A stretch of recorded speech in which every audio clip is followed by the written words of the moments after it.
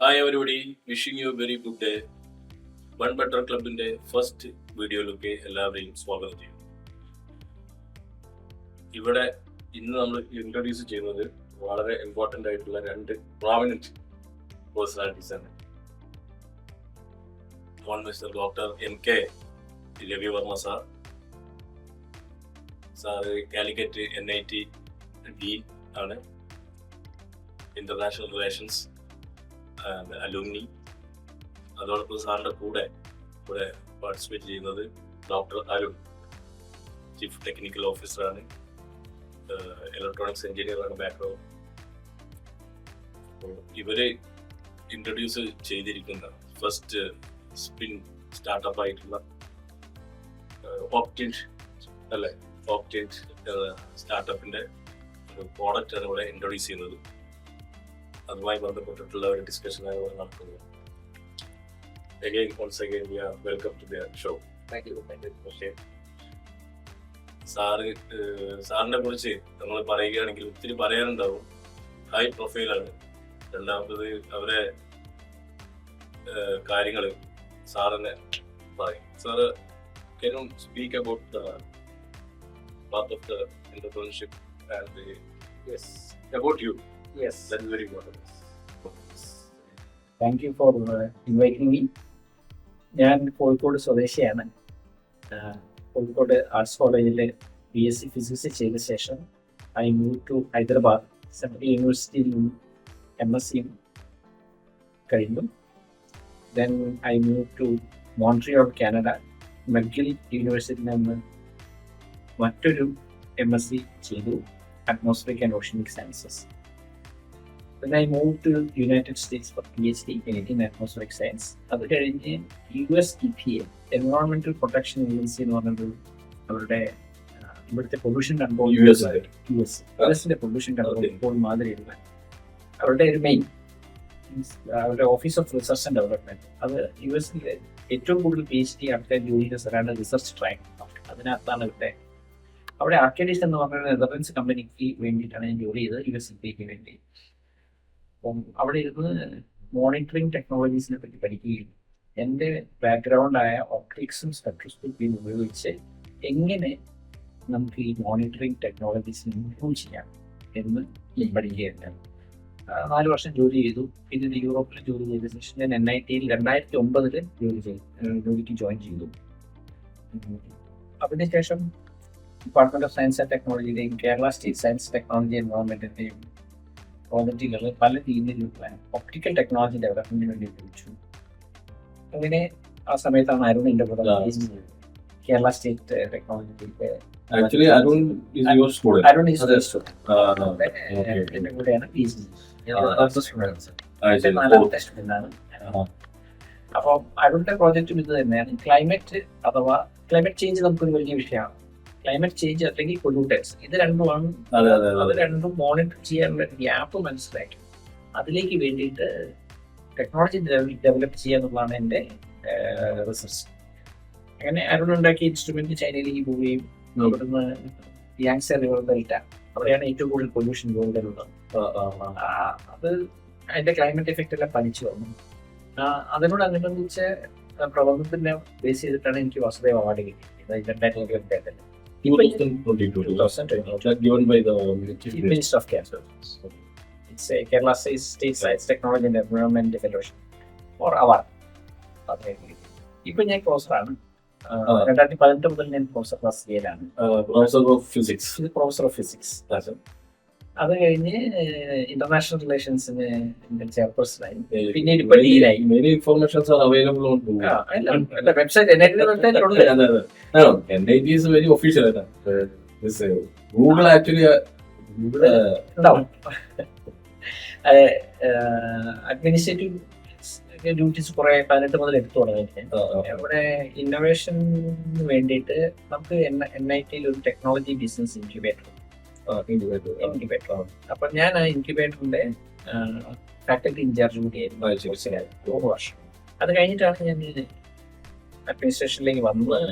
ഇപ്പൊ ഡ്യൂ കൂടിയാണ്, international aluminium corporate റിലേഷൻസിന്റെ ഡീനും കൂടിയാണ്. അപ്പൊ ഞാൻ TVI'ലുള്ള സമയത്ത് നമുക്ക് തോന്നി ഇത്തരം മോണിറ്ററിംഗ് ടെക്നോളജീസ് നമ്മൾ ഡെവലപ്പ് ചെയ്യും. നമ്മളതൊരു പബ്ലിക്കേഷനിലാക്കി ഒതുക്കുക എന്നുള്ളതല്ല. നമുക്ക് എന്ത് വേണം, ഇത് ജനങ്ങളിലേക്ക് എത്തിക്കാൻ അപ്പൊ പ്രോഡക്റ്റ് ആക്കി മാറ്റാനുള്ള എല്ലാ സാഹചര്യങ്ങളും എൻഐടിയിലുണ്ട്. അപ്പൊ നമ്മൾ നോക്കുമ്പോൾ ഈ US-ലെ ഈ റിഫൈനറിയിൽ നിന്നും പുറത്തു പോകുന്ന ബെൻസിൻ എന്ന് പറഞ്ഞാൽ നമുക്ക് കെമിസ്ട്രിയിൽ എല്ലാ കുട്ടികൾക്കും അറിയാം.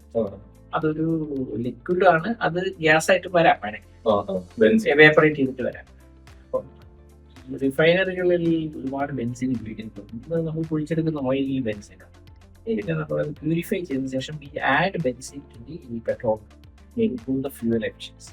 അപ്പം അതുകൊണ്ട് അപ്പം ബെൻസിൻ എന്ന് പറ്റുന്ന വെച്ചാൽ റിഫൈനറിയിൽ നിന്ന് വെളിയിൽ പോയി കഴിഞ്ഞാൽ അത് നിരന്തരമായി ശ്വസിക്കുകയാണെങ്കിൽ exposure is too long, it is a carcinogenic, നമുക്ക് ക്യാൻസർ ബാധിക്കാനുള്ള സാധ്യത പുറത്ത് പോകുന്നത് ശ്വസിച്ചാൽ. എന്ന് മാത്രമല്ല, ആ റിഫൈനറികളിൽ ജോലി ചെയ്യുന്ന ആൾക്കാർക്കും എക്സ്പോഷർ വരും. അപ്പൊ USEPA അത് പുതിയ നിയമമായിട്ട് വന്നു 2015-16 കാലഘട്ടത്തിൽ. അപ്പൊ നമ്മൾ വിചാരിച്ചു നമ്മുടെ ഈ ടെക്നോളജി ഉണ്ടല്ലോ, അവര് പറയുന്ന മോണിറ്ററിംഗ് ചെയ്യാൻ വേണ്ടിയിട്ട് ടെക്നോളജിയോ ഇൻസ്ട്രുമെന്റ്സോ ആ സമയത്ത് നമ്മുടെ അടുത്ത് ടെക്നോളജി ഉണ്ടല്ലോ. 2017 ഒപ്റ്റിൻ എന്ന് പറഞ്ഞ സ്ഥാപനം തുടങ്ങി, സ്റ്റാർട്ടപ്പ് തുടങ്ങി. TVയിൽ തന്നെയാണ് തുടങ്ങിയത്. അത് നമ്മളുടെ NIT-യുടെ ഫാക്കൽറ്റിയുടെ സ്പിൻ ഓഫ് സ്ഥാപനം എന്ന് വേണമെങ്കിൽ പറയാം. അത് NIT-ലെ ആദ്യത്തേതാണ്. അപ്പം ഇപ്പൊ കഴിഞ്ഞ മാർച്ചിൽ അത് ആധികാരികമായിട്ട് NIT-യുടെ സ്പിൻ ഓഫ് അംഗീകരിക്കപ്പെടുകയും ചെയ്തിട്ടുണ്ട്. അപ്പോ നമ്മൾ ചെയ്യുന്നത് എന്താണെന്ന് വെച്ചാൽ ഈ ബെൻസിൻ എന്ന് പറഞ്ഞ കെമിക്കൽ എല്ലാ സ്ഥലത്തും റിഫൈനറി ഒരു ആംബിയന്റ് എയർ പൊല്യൂട്ടന്റും കൂടിയാണ്. അപ്പൊ അത് മെഷർ ചെയ്യാൻ വേണ്ടിയുള്ള ടെക്നോളജിക്ക് വേണ്ടി ഞങ്ങൾ 2017 തുടങ്ങി. നമ്മൾ ടെക്നോളജി അനുസരിച്ച് നമ്മൾ ഡിസൈൻ ചെയ്ത് ഓരോ ഘട്ടങ്ങളായിട്ട് എക്സ്പെരിമെന്റ് ചെയ്ത് നമ്മളത് ഒരു ഇൻസ്ട്രുമെന്റ് ആക്കി. എന്നിട്ട് 2 വർഷം മുന്നേ ഞങ്ങളത് അമേരിക്കയ്ക്ക് അയച്ചു ടെസ്റ്റ് ചെയ്യാൻ. ഡെവലപ്പ് ചെയ്തത് അങ്ങോട്ടായിരുന്നു. കാരണം ഏറ്റവും കൂടുതൽ നമ്മൾ ഉദ്ദേശിക്കുന്നത് US ആയിരുന്നു. ഇവിടെയുണ്ട്, പ്രത്യേകിച്ച് ഡൽഹിയിലൊക്കെ ആണെങ്കിൽ 170 parts per million high polluted benzene പോലും. USEPA പറയുന്നത് 3 പാർട്സ് പെർ മില്യൺ എക്സ്പോഷർ മാത്രമേ പാടുള്ളൂ എന്നാണ്. ഈവൻ കാലിഫോർണിയയിൽ അതിന്റെ പരിധിയുണ്ട്. അപ്പം നമ്മൾ ഹൈലി പൊല്യൂട്ടഡ് ആണ്. അപ്പൊ നമുക്ക് പൊല്യൂഷൻ മെഷർമെന്റ് ഉപയോഗിക്കാം, പല രീതിയിൽ ഉപയോഗിക്കാം. അപ്പം ബെൻസിൻ മെഷർമെന്റിന് വേണ്ടി നമ്മൾ US-ലേക്ക് അയച്ചു കൊടുക്കും. അവിടെ ഒരു കമ്പനി അത് ഇവാലുവേറ്റ് ചെയ്തു, നമുക്ക് കുറച്ച് സജഷൻസ് തന്നു, തിരിച്ചയച്ചു. ഞങ്ങളത് വീണ്ടും അവരുടെ സജഷൻസ് എല്ലാം വെച്ച് മോഡിഫൈ ചെയ്ത് കഴിഞ്ഞ ജൂണിൽ വീണ്ടും അമേരിക്കയ്ക്ക് അയച്ചു. ഇത്തവണ നമ്മൾ ചെയ്തത് ഹ്യൂസ്റ്റൺ എന്ന് പറഞ്ഞ ഒരുപാട് റിഫൈനറീസ് ഉള്ള നഗരത്തിലേക്കായിരുന്നു. അവിടുത്തെ ലോക്കൽ ഗവൺമെന്റിന്റെ ഒരു മോണിറ്ററിംഗ് സെന്ററിൽ നമ്മുടെ ഇൻസ്ട്രുമെന്റ് വെച്ച് 3.5 മാസം മോണിറ്റർ ചെയ്തു. നമ്മളത് നോക്കി, അവരുടെ കയ്യിൽ ഇരിക്കുന്ന ഇപ്പോഴത്തെ ഇൻസ്ട്രുമെന്റിനേക്കാൾ എഫക്റ്റീവ് ആണെന്ന് മനസ്സിലായി. അപ്പോൾ അത് ഡിസൈൻ കഴിഞ്ഞു. അപ്പോൾ അത് മാർക്കറ്റിലേക്ക് എത്തിക്കാൻ പ്ലാൻ. ഇതിന്റെ ഏറ്റവും വലിയ ഗുണം എന്ന് പറഞ്ഞാല് നമുക്കറിയില്ല ബെൻസിൻ ശ്വസിക്കുന്നുണ്ടോ ഇല്ലയോ, എത്ര കോൺസെൻട്രേഷൻ ഇത് പുറത്തേക്ക് വരുന്നുണ്ട് എന്ന് നമുക്കറിയില്ല. ഈ ഇൻസ്ട്രുമെന്റ് വെച്ചാൽ നമുക്കറിയാം, ഓരോ മിനിറ്റിലും അറിയാൻ പറ്റും. ഇപ്പൊ ശരിക്കും ഇന്ത്യയിലൊക്കെ നമ്മൾ ഹൈലി പൊല്യൂട്ടഡ് എന്ന് പറയുന്നത് പല സ്റ്റേറ്റിലും പൊല്യൂട്ടഡ്.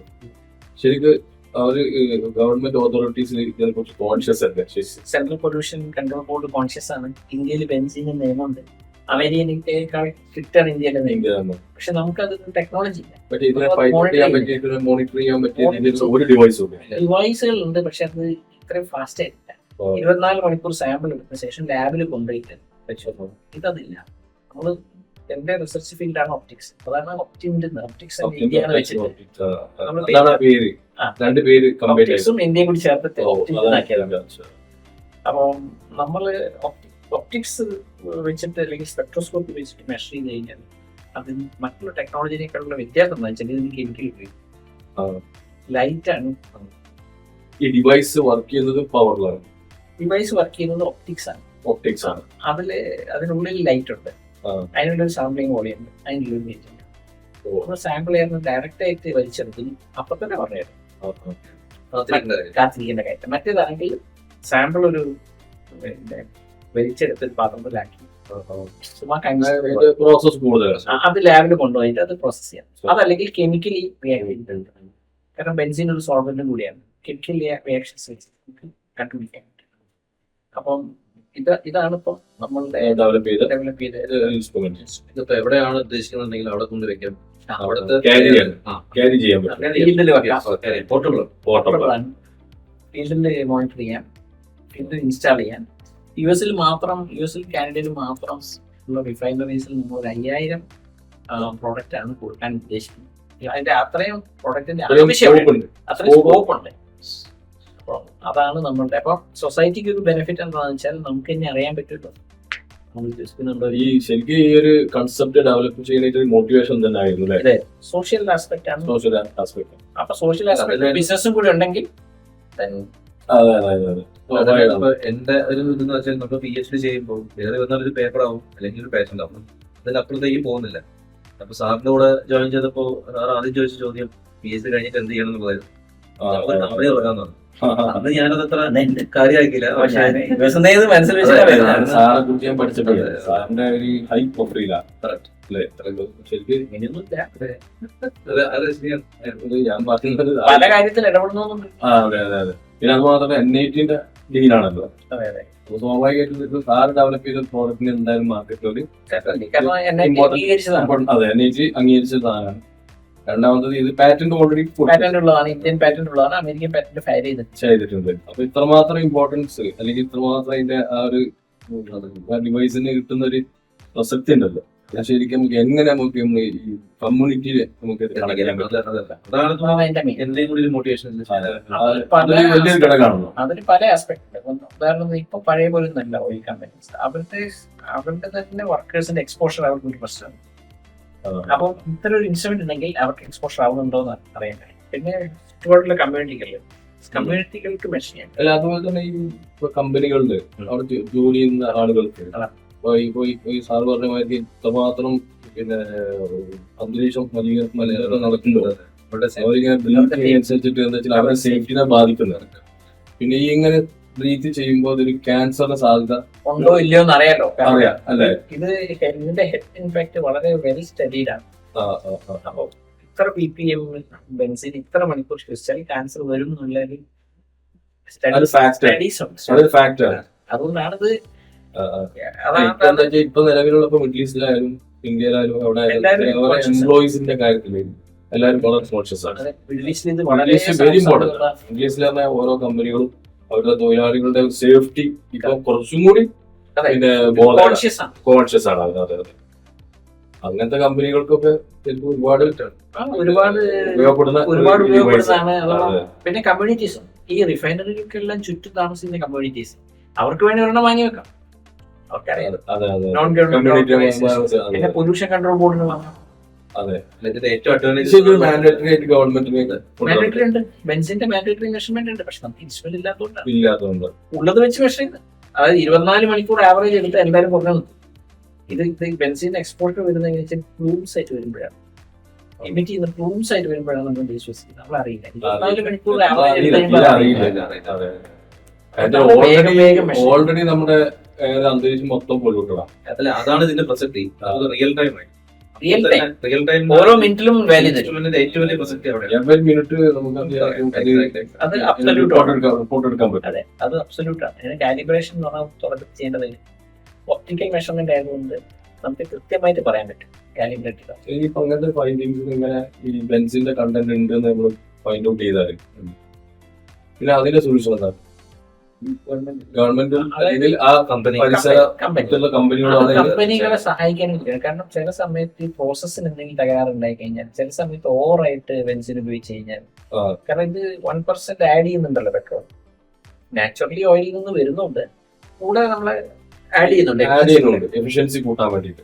ഏവിയേഷൻ ഫീൽഡ് അതാണ് കുറച്ചും കൂടി പവർഫുൾ. ഇപ്പൊ ഡൽഹിയിലെ എയർപോർട്ടിൽ ചുറ്റും പോയി മെഷർ ചെയ്താൽ അവിടെയാണ് ഇന്ത്യയിൽ ഏറ്റവും കൂടുതൽ ബെൻസിൻ ഉണ്ട്. ചിലപ്പോൾ ഏതെങ്കിലും പെട്രോ കെമിക്കൽ ഇൻഡസ്ട്രി പോയി ഉണ്ടാവും. അപ്പം അതുകൊണ്ട് തന്നെ ഇമ്പോർട്ടന്റ് ആണ്. അപ്പൊ റിഫൈനറിയിൽ നമുക്ക് അറിയാൻ പറ്റും ഇന്ന സ്ഥലത്ത് ബെൻസിന്റെ എമിഷൻ കൂടുതലുണ്ടെങ്കിൽ അതൊന്നുമില്ല, പ്രോസസ്സ് താൽക്കാലികമായി നിർത്തിവെച്ച് കാരണം അവർക്ക് ഒരുപാട് പ്രോസസ്സുകൾ ഉണ്ടാവുമല്ലോ, ഒരുപാട് ലൊക്കേഷൻസ് ഉണ്ടാവും. ഒരു ലൊക്കേഷൻ അവർക്ക് മാറ്റാൻ പറ്റും. സാധാരണ എങ്ങനെ മാർക്കറ്റ് ചെയ്യാൻ അങ്ങനെ എന്തെങ്കിലും പ്ലാനിങ് ഉണ്ടായിരുന്നോ? നമ്മള് മാർക്കറ്റിങ്ങിന് ഒരു ഇതുണ്ടാവുമല്ലോ സ്വാഭാവികമായിട്ടും. ആദ്യം നമ്മൾ ഉദ്ദേശിച്ചതെന്ന് വെച്ചാൽ നമ്മള് പിന്നെ ടെക്നോളജി ഡെവലപ്പ് ചെയ്യാന്നുള്ളതാണ്. അത് നമ്മൾ ഡെവലപ്പ് ചെയ്തു, പ്രോഡക്റ്റ് ആയി, അതിന്റേതായ അംഗീകാരം കിട്ടി. അതിന്റെ അംഗീകാരം. അപ്പൊ അതിന്റെ നമ്മൾ മാർക്കറ്റിംഗ് സ്ട്രാറ്റജി എന്ന് പറഞ്ഞാൽ, ഞാൻ ബേസിക്കലി ഒരു അധ്യാപകനാണ്, PhD കഴിഞ്ഞ ആളാണ്. അപ്പൊ നമ്മളൊരു കമ്പനി തുടങ്ങുന്ന വെച്ചാൽ നമ്മൾ ഒരൊറ്റ പ്രോഡക്റ്റിൽ ഈ കമ്പനി ഇങ്ങനെ വളർത്തി വലിയൊരു കമ്പനിയാക്കുക എന്നുള്ളത് കൂടെ ഇത് മാർക്കറ്റിലേക്ക് കൊടുക്കണം, ഗുണങ്ങളിലെല്ലാം പഠിക്കുക, വീണ്ടും പിന്നെ മാർക്കറ്റിലേക്ക് ഇറങ്ങി കഴിഞ്ഞാൽ നമുക്ക് അടുത്ത ടെക്നോളജി ഡെവലപ്പ് ചെയ്യണം. Technology development is my job. അപ്പൊ ഇങ്ങനെയാണെങ്കിൽ വേറെ പ്രോഡക്റ്റ് പൈപ്പ് ലൈനിൽ ഉണ്ടാവില്ല. 4-5 പ്രോഡക്റ്റുകൾ പൈപ്പ് ലൈനിൽ ഉണ്ടോ? ഉദ്ദേശം അത് തന്നെയാണ്. അത് ഒരു കൊമേഴ്ഷ്യലൈസ് ചെയ്യുന്നതിന് ഉപരിയായിട്ട് ഒരു കമ്മ്യൂണിറ്റിനെ ഹെൽപ്പ് ചെയ്യുന്ന. അപ്പൊ നമ്മൾ ഈ ടെക്നോളജി ഏതെങ്കിലും വലിയ മാർക്കറ്റുകളോട് കമ്പനി അവർക്ക് നമ്മളെക്കാൾ കൂടുതൽ ലോകത്തെല്ലാം എത്തിക്കാൻ പറ്റും. ഉദാഹരണത്തിന് മെഡിക്കൽ ടെക്നോളജി എങ്ങനെയാണ്, നമ്മൾ മെഡിക്കൽ ഡിവൈസ് ഇപ്പൊ കൊളസ്ട്രോൾ കണ്ടുപിടിക്കുന്ന സാധനം നമ്മൾ കണ്ടുപിടിച്ചിരിക്കുക. നമ്മൾ ഇതൊരു 10,000 പീസ് ഉണ്ടാക്കി ലോകത്തെത്തിക്കുന്നതിനേക്കാൾ നല്ലത് ഇത് പ്രൂവ് ചെയ്ത് കഴിഞ്ഞാൽ ജോൺസൺ ആൻഡ് ജോൺസൺ അതായത് ഈ ഇൻഫ്രാസ്ട്രക്ചർ എല്ലാ സ്ഥലത്തും ഉള്ള കമ്പനികളുണ്ടാവും. അവർക്ക് കൊടുത്തു കഴിഞ്ഞാൽ അവർ വാങ്ങിക്കും, നമുക്ക് ടെക്നോളജിയുടെ പൈസ ഇട്ട് നമുക്ക് അടുത്ത ടെക്നോളജി ഉണ്ടാക്കാൻ പറ്റും. പക്ഷെ നമ്മൾ അതിൽ ഇൻവോൾവ് ചെയ്യും. ടെക്നോളജിക്കുള്ള മാറ്റങ്ങളും ടെക്നോളജിയുടെ ഇംപ്രൂവ്മെന്റ്സ് ഒക്കെ നമ്മൾ സജസ്റ്റ് ചെയ്യാൻ പറ്റും. ആരെങ്കിലും താല്പര്യം എടുത്ത് മുന്നോട്ട് വരികയാണെങ്കിൽ നമുക്ക് ഡെമോ ചെയ്യാം, ടെക്നോളജി ട്രാൻസ്ഫർ ചെയ്യാം, ഒക്കെ ഹെൽപ്പ് ചെയ്യാം. ടെക്നോളജി ട്രാൻസ്ഫർ ചെയ്യാൻ പറ്റും, അതിലൊരു ഹൈറ്റ് ഇല്ല. പക്ഷെ നമ്മൾ ഇപ്പൊ ട്രാൻസ്ഫർ ചെയ്യാത്തതെന്ന് വെച്ചാൽ തുടക്കത്തിൽ തന്നെ നമ്മൾ കുറച്ച് ഫീൽഡിൽ പോയി നമ്മൾ ഇതുവരെ നമ്മൾ പ്രതീക്ഷിച്ചതിനേക്കാൾ നല്ല പെർഫോമൻസ് ആണ് വന്നിരിക്കുന്നത്. പക്ഷെ ആ പ്രോഡക്റ്റിന്റെ വാല്യൂ വരുന്നത് കുറച്ച് ആൾക്കാർ ഉപയോഗിച്ച് വരുമ്പോഴാണ്. യൂസ് കേസ് എന്ന് പറയുന്നത് 4, 5, 10 യൂസ് കേസ് ഉണ്ടെങ്കിൽ ലോകം 30 കാണുന്നുണ്ട്. അപ്പൊ ഇത് മാർക്കറ്റിലെ ഒരു ഗെയിം ചേഞ്ചറാണ്. അപ്പൊ അത് ഇനീഷ്യൽ പെനട്രേഷൻ എന്ന് പറഞ്ഞാൽ നമ്മൾ സൂക്ഷിച്ചു നോക്കിയാൽ ഇത് ഏതെങ്കിലും ഒരു രാജ്യത്തിനല്ല, എല്ലാ രാജ്യത്തും എല്ലായിടത്തും ആവശ്യമാണ്. പിന്നെ അത് മാത്രമല്ല, ഈ മോഡേൺ ടെക്നോളജീസ് മുഴുവൻ ഇതിലുണ്ട്. നിങ്ങൾ ഇൻസ്ട്രുമെന്റ് സ്ഥലത്ത് വെച്ച് കഴിഞ്ഞാൽ അവിടെ ഇന്റർനെറ്റ് ആക്സസ് ഉണ്ടെങ്കിൽ നിങ്ങൾക്ക് ഇതെല്ലാം നമ്മള് ഇൻസ്റ്റാൾ എവിടെ ചെയ്ത് വെച്ചാൽ ഇന്റർനെറ്റ് വഴി നമുക്ക് ചെയ്യാൻ പറ്റും. ഓഫീസില് വീട്ടിൽ കാണാൻ പറ്റും, അലാറം വേണേ സെറ്റ് ചെയ്യാൻ പറ്റും. പിന്നെ റീഅനലൈസ് ചെയ്യാൻ പറ്റും. പിന്നെ അതിന്റെ കൂടെ മറ്റുള്ള algorithms, AI based algorithms work ചെയ്യുന്നത് ശരിക്കും കറണ്ട് വേണം. സോളാറിന് കണക്ട് ചെയ്യാൻ പറ്റും. അതിന് ബാറ്ററി ചെയ്യാൻ പറ്റും. ഞങ്ങള് സോളാർ എന്ന് പറയാനുള്ള കാരണം റിമോട്ട് ലൊക്കേഷൻസ് ഒക്കെ ഇൻസ്റ്റാൾ ചെയ്യുമ്പോൾ നമുക്ക് സോളാർ പാനലിന്റെ സപ്പോർട്ട് കൊടുക്കും. ഒരുപാട് വേണ്ട, 15 ആമ്പിയറിൽ കൂടുതൽ കറണ്ട് വേണ്ട. ടോട്ടൽ മൊത്തത്തിൽ 100 വാട്ട് പ്രോഡക്റ്റിന്റെ ഇമ്പോർട്ടൻസ് സിം കാർഡ് ഇട്ട് കൊടുത്താൽ മതി, അത് തന്നെ കമ്പ്യൂട്ടർ. പിന്നെ AI അൽഗോരിതം ഉണ്ട്. ഈ സാധനങ്ങള് സെർവറിൽ അക്യുമുലേറ്റ് ചെയ്ത് കഴിഞ്ഞാൽ അത് കുറെ കാലം കഴിയുമ്പോൾ പറഞ്ഞുതരും ഇത് ഓരോ സമയത്ത് എവിടെ നിന്നാണ് ഈ സാധനങ്ങൾ വരുന്നത്. അത് വെച്ചിട്ട് ഭാവിയിലേക്ക് എവിടെ നിന്നൊക്കെ വരാനുള്ള സാധ്യതയുണ്ട്. ഓരോ മെഷർമെന്റ് വരുമ്പോൾ എന്ന് അവർക്ക് പറയാം. ഞങ്ങൾ അങ്ങനത്തെ ഒരു അൽഗോരിതം ഡെവലപ്പ് ചെയ്തിട്ടുണ്ട്. ശരിക്കും ഒഫീഷ്യലി ലോഞ്ച് ചെയ്തിട്ടുണ്ട്. ഞങ്ങൾ എല്ലാ ടെസ്റ്റിങ്ങും കഴിഞ്ഞു. ഇനി ഏത് സമയം ലോഞ്ചിങ് ആണ് കൺസെപ്റ്റുകളൊക്കെ ഡെവലപ്പ് ചെയ്ത് കൺസെപ്റ്റ് 2 തവണ ഇറ്ററേറ്റ് ചെയ്തു, ഫൈനൽ ഡിസൈൻ ആയി. ഇനിയിപ്പോ ഫൈനൽ സ്റ്റേജിൽ നമ്മള് പ്രൊഡക്ഷൻ ലൈനും ലോഞ്ചിങ് ആണ്. ഇപ്പോ കോഴിക്കോട്ട് നിന്ന് ഇങ്ങനത്തെ ഒരു പ്രോഡക്റ്റ് ലോകത്തിലെ 4 ഭാഗത്ത് വരാൻ പോകുന്നു. ഒന്നും നമ്മൾ പ്രതീക്ഷിക്കുന്നത് അല്ല, മനസ്സിലാക്കുന്നത് വെച്ചാൽ ഇതൊരു ചെറിയ പ്രോഡക്റ്റ് അല്ല, മറ്റുള്ള പ്രോഡക്റ്റ് ഡെവലപ്പ് ചെയ്യുന്ന മാറ്റത്തെ ഒരു പ്രോഡക്റ്റ് അല്ല. ഡീപ് ടെക്നോളജി ഡീപ് ടെക്നോളജി തന്നെ. അതെന്താ ഇത് നമ്മൾ മനസ്സിലാക്കുന്നതിന്റെ അപ്പുറത്ത് ഇതിന്റെ ഒരുപാട് ഉപയോഗങ്ങൾ. അത് മാത്രമല്ല, ഇത് കമ്മ്യൂണിറ്റിയെ ഒരുപാട് സഹായിക്കും ചെയ്യുന്നുണ്ട്.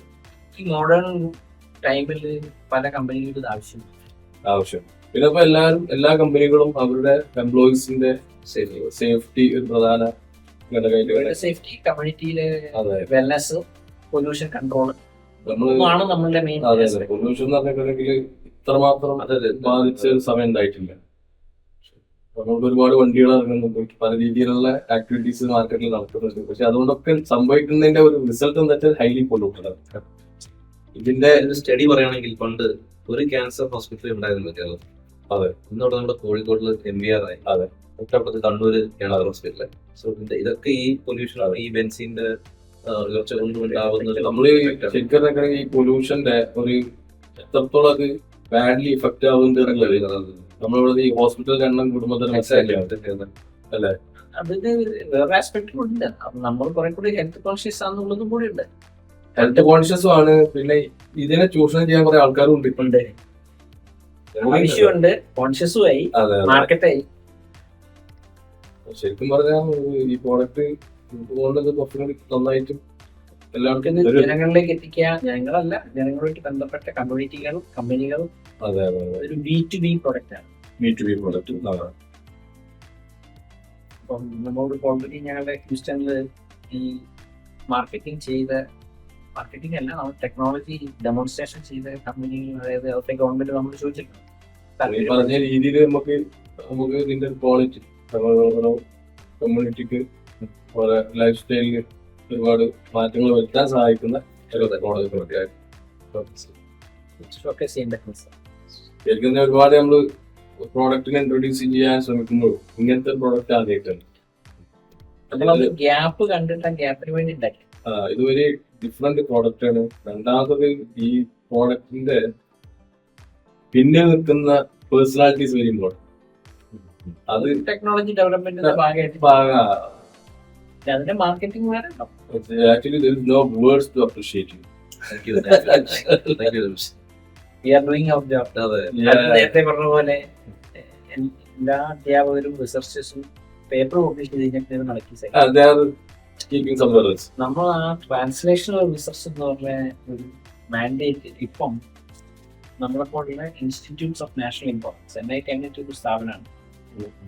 ഡയറക്റ്റ് മിനിസ്ട്രി ഓഫ് എഡ്യൂക്കേഷൻ കീഴിലുള്ള IIT-കൾ, MIT-കൾ, IIM എല്ലാം അങ്ങനത്തെ ISER. ഈ സ്ഥാപനങ്ങൾക്കെല്ലാം സാധാരണ പഠിപ്പിക്കുക മാത്രമല്ല, SSC മാത്രമല്ല, ട്രാൻസ്ലേഷണൽ റിസർച്ച്. അത് നമ്മൾ എന്ത് പഠിച്ചോ, ടെക്നോളജി ഡെവലപ്പ് ചെയ്തോ, മാർക്കറ്റിലേക്ക് എത്തിക്കും. നമ്മൾക്കത് നേരത്തെ തുടങ്ങി.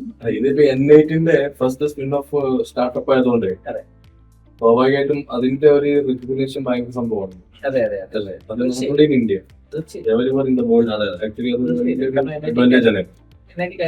കാലിക്കറ്റ് അത്ര പവർഫുൾ ആണ്. പിന്നെ ഒരു ഇഫക്റ്റീവായിട്ടുള്ള പ്രോഡക്റ്റിനെ സപ്പോർട്ട് ചെയ്യാൻ ഇൻസ്റ്റിറ്റ്യൂട്ട് അല്ലേ. NIT എന്ന് പറയുമ്പോൾ സ്വാഭാവികമായിട്ട് നമ്മൾ കാണുന്ന ഒരു വാല്യൂ ഉണ്ടല്ലോ. ആ വാല്യൂ ഇതിനെ സപ്പോർട്ട് ചെയ്യും. സ്വാഭാവികമായിട്ടും അക്കാഡമിക്സിൽ മാത്രം ഒതുങ്ങി നിൽക്കാതെ വരുന്ന ആദ്യത്തെ സാധനം. അതെ അതെ അതെ. ഏതായാലും നല്ലൊരു concept. Thank you. Wish you all the best. Thank you.